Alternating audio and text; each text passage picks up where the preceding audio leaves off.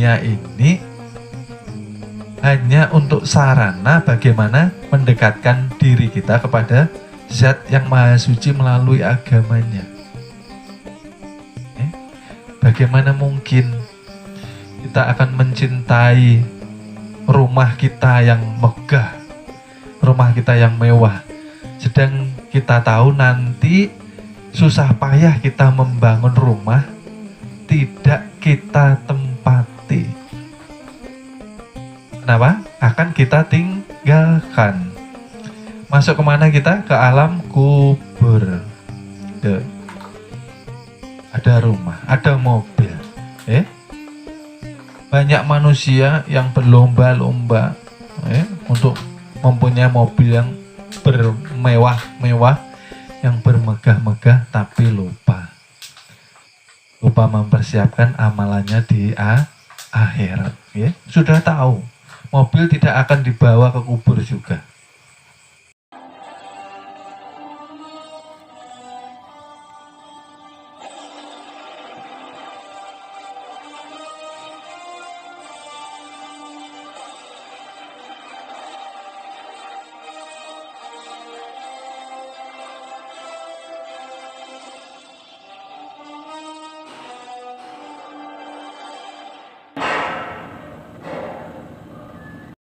Jangan buru-buru bangun, santai dulu.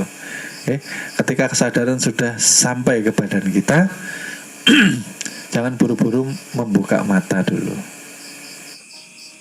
Alhamdulillah. Baca 3 nama suci, baca sholawat. Supaya apa? Selalu diberkahi. Dari ubun-ubun sampai ujung kaki. Setelah sholawat, lalu kita mengucapkan, ya Allah, hari ini apapun yang terjadi, hamba ikhlas, hamba ridho dengan ketentuan-Mu ya Allah. Nah, sudah. Bismillah, bangun. Insya Allah. Barang siapa melazimkan yang seperti ini, insya Allah dalam keberkahan Allah Subhanahu wa Ta'ala. Artinya apa? Ketika kita bangun, kita ingat kita selalu bersama Tuhan. Siapa yang membangunkan? Tuhan. Siapa yang membawa ke kamar mandi? Tuhan. Siapa yang memberi makan sarapan? Tuhan. Siapa yang memberi kita kekuatan untuk bergerak, berjalan ke kantor? Tuhan. Artinya 24 jam yang ada tuh, yang ada cerita Tuhan, kita tidak ada cerita gitu lah.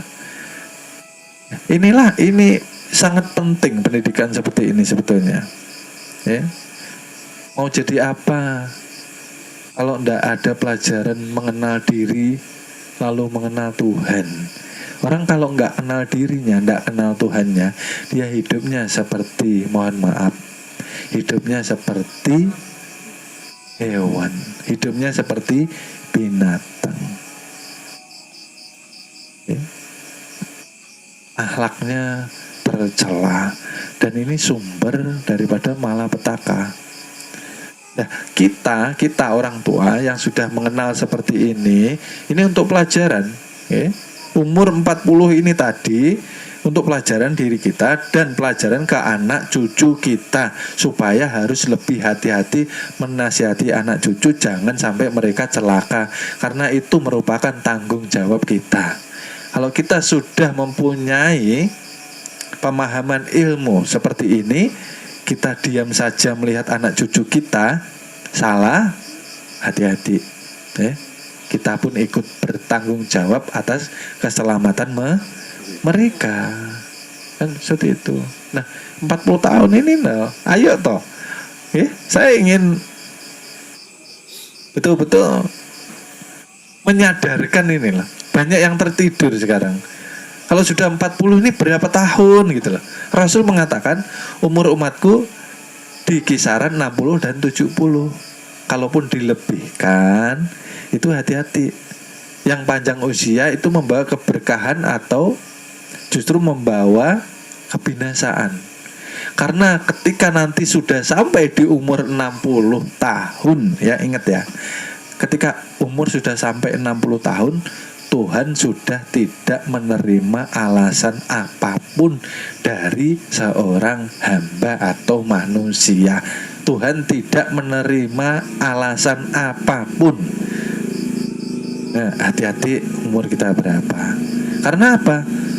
Sudah dipanjangkan umur kita, kenapa kita tidak mengambil pelajaran daripada umat-umat yang sudah terdahulu, mendahului kita, yang sudah diganti Tuhan.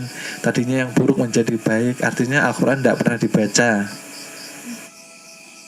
Al-Quran sangat banyak pelajaran-pelajaran bahwa siapa yang tidak baik di dunia, maka Tuhan akan menggantinya dengan yang lebih baik lagi. Nah, ini kita umur berapa gitu loh, ya Allah. Ayo tobat, ayo perbaiki, ayo cari bekal yang terbaik. Jangan santai-santai. Tidak ada acaranya santai nih. Kita harus lari. Karena lari pun kita mudah-mudahan dengan keberkahan, perguruan, semua murid akan mendapatkan capaannya junjungan Nabi besar Nabi Muhammad Sallallahu Alaihi Wasallam. Mudah-mudahan, karena ibaratnya kita di perguruan kita ini berada di kapal keselamatan atau kapal bahtera, Tapi jangan santai-santai, karena surga itu kan ada tingkat-tingkatan, gitu. Tingkatan yang elit umpamanya. Tingkat yang elit, tingkat yang sedang, tingkat yang SSS. Sungguh sangat sederhana sekali. Artinya apa? Murid yang giat belajar, murid yang giat beramal ibadah, memperbaiki, murid yang memperbanyak amal kebaikan, maka dia akan mendekati para guru-gurunya. Sedang guru-guru ini tempatnya di perumahan yang elit gitu loh. Jadi supaya mendekati klasternya guru ini ya harus rajin gitu loh. Tapi ya enggak apa-apa kalau murid nih walaupun beda blok tapi kan tetap insya Allah tetap di surganya Allah Subhanahu wa Ta'ala. Ini iktibar saja. Lalu apalagi setelah rambut lagi, banyak gigi yang bergugu. Artinya apa? Tuh malaikat penyabut nyawa ini tadi memberi pesan bahwa tidak selamanya manusia ini akan merasakan yang namanya keperkasaan dirinya. Gigi ini sudah copot satu keropos hilang. Masa kita tidak tafakur toh? Artinya apa? Semua sudah dikurangi untuk memberi peringatan kepada kita gitu loh. Yang tadinya mudanya cantik, cantik cerita, yang muda-muda biasa cantik cerita. Tapi kalau tua kan peot ya, keriput nih. Laki-laki pun ya gitu, mudanya gagah, tuanya kan ya keriput. Artinya apa sih? Artinya kita harus sadar bahwa jangan sampai kita terpenjara oleh badan jasmani kita. Barang siapa tidak bisa lepas dari badan jasmani yang dikurung dengan nafsu 4, maka alamat dia tidak selamat nanti di alam barzah, tidak selamat di alam kubur. Orang sudah tua pikirannya ingin cari kekayaan terus. Orang sudah tua pikirannya ingin masih cari kesenangan dunia terus. Seperti apa? Kita ini mau pulang gitu loh. Umur kita berapa? Saya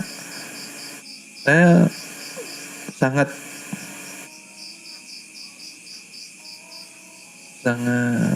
prihatin ya, karena banyak umat sekarang ini terbalik semua ya.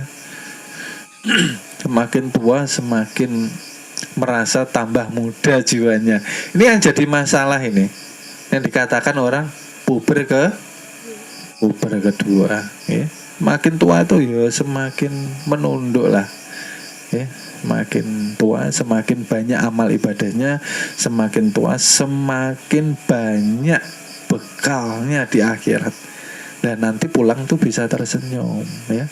Kalau tidak ada bekalnya ya, kalau pulang nanti kejang-kejang. Su'ul khotimah ini yang paling membahayakan, ya. Dan yang seperti ini alhamdulillah, ya. Alhamdulillah, ya. Bahwa murid-murid di perguruan sudah dibuka seluruh rahasia, ya. Bahwa tadi sudah dikatakan bahwa ketika orang beragama Islam tanpa mengenal dasar agama, maka semua amal ibadahnya akan sia-sia. Bisa dibayangkan toh Bapak Ibu, kalau orang rajin sholat selama 70 tahun, ibaratnya tidak pernah ketinggalan jamaahnya, dia rajin sholat, dia rajin baca Al-Quran, tahfiz Quran, ya, dia rajin ibadah yang sunnah-sunnah, dia rajin bersedekah, dia rajin puasa. Tapi satu hal yang menjadikan semua ibadahnya ini menyeretnya ke dalam api neraka apa? Mereka merasa yang beribadah, mereka merasa yang bisa berbuat ibadah menyembah Tuhannya dengan sholatnya, dengan zikirnya, dengan baca Al-Qurannya, dengan puasanya, dengan ibadah-ibadah sunnahnya. Dia yang merasa mengerjakannya. Ini sudah termasuk ke dalam syirik. Ini bagaimana kalau kita membayangkan ini umat di luar sana seperti apa? Sungguh memprihatinkan. Kenapa? Karena ketika syahadatnya belum benar, artinya belum beragama Islam secara hakiki. Maka kita sudah dikatakan, yang beribadah itu juga Tuhan sendiri yang menggerakkan. Kita tidak mempunyai daya upaya. Ini kan yang paling berbahaya. Kalau kita merasa ibadah, ini yang akan membinasakan kita. Karena kita merampas hak Tuhan yang dikatakan daya hidup. Kita merasa hidup sendiri. Oleh sebab itu tadi syarat bertemu Tuhan ialah kita harus matikan seluruh 7 sifat, kembalikan kepada Tuhan. Bukan kita yang hidup, melainkan Tuhan yang mempunyai daya hidup. Bukan kita yang melihat, melainkan sifat penglihatan Tuhan yang melihat. Bukan kita yang mendengar, melainkan sifat pendengaran Tuhan yang mendengar. Itu setiap hari kita harus pahami, setiap hari harus kita renungkan, setiap hari harus kita masukkan ke dalam hati supaya kita bisa berjalan kepada makom panabilah. Bisa kita bayangkan di luar sana seperti apa. Mohon maaf, akan kami lanjut ke episode berikutnya. Terima kasih. Mudah-mudahan kita mendapatkan keberkahan dengan wasilah junjungan Nabi besar Nabi Muhammad Sallallahu Alaihi Wasallam. Mudah-mudahan kita dikumpulkan di surga bersama junjungan Nabi besar kita Nabi Muhammad Sallallahu Alaihi Wasallam. Amin amin ya robbal alamin.